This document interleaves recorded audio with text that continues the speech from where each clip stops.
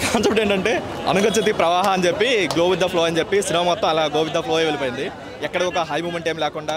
కానీ only positive ఏంటంటే దిల్రాజు గారు ప్రొడక్షన్ వాల్యూస్ చాలా బాగున్నాయి. వాళ్ళు పెట్టిన 70 crores ఏదో చెప్తున్నారో అదేదో స్క్రీన్ మీద కనిపించింది. కాకపోతే ఒక్క నెగిటివ్ ఏంటంటే వాళ్ళు అంత బడ్జెట్ పెట్టినా సరే సినిమాలో కంటెంట్ లేదు. కంటెంట్ ఇంకొంచెం బాగుండి ఇంకొంచెం వాళ్ళు ఏదైతే ఎమోషనల్ సిస్టర్ బ్రదర్ సెంటిమెంట్ అని చెప్పారో ఆ సెంటిమెంట్ తగ్గట్టు ఇంకో 4-5 సీన్లు మంచిగా రాసుకుని ఉంటే ఒక మంచి ఎమోషనల్ సీన్స్ రాసుకున్నా సరే మంచి బాగుండేదేమో. ఆ స్కోప్ ఉన్నా సరే సెకండ్ హాఫ్ ఎందుకో ఆ సీన్స్ పడలేదు. కంప్లీట్గా వాళ్ళు సెకండ్ హాఫ్ మొత్తం ఒక సర్వైవల్ థ్రిల్లర్ అని చెప్పేసి కంప్లీట్గా యాక్షన్ బాక్స్ మీద డిపెండ్ అయ్యారు తప్ప కంటెంట్ మొత్తం వదిలేశారు, గాలికి వదిలేశారు.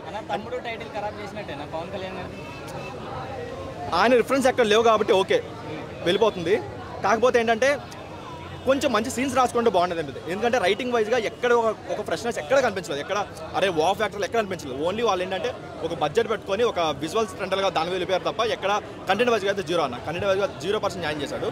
కాకపోతే ఒక డిఓపి చాలా బాగుంది. డిఓపి అయినా బీజిఎం అయినా సరే ప్రొడక్షన్ వాల్యూస్ ఆ మూడు చాలా బాగున్నాయి. అండ్ యాక్టింగ్ విషయానికి వచ్చేసరికి అందరూ ఏదో గో విత్ ద ఫ్లో వెళ్ళిపోతున్నారు తప్ప ఎక్కడ ఒక వావ్ ఫ్యాక్టర్లు ఎక్కడ అనిపించలేదు, ఎక్కడ కూడా లేదు.